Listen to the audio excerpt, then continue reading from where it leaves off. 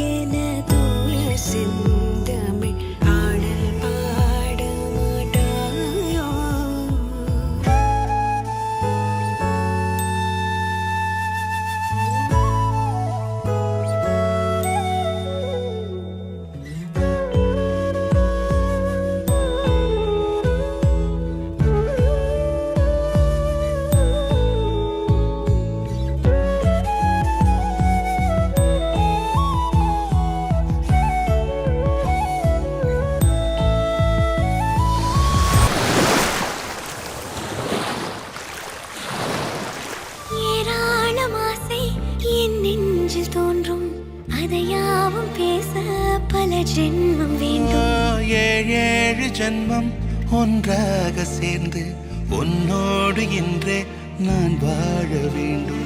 காலம்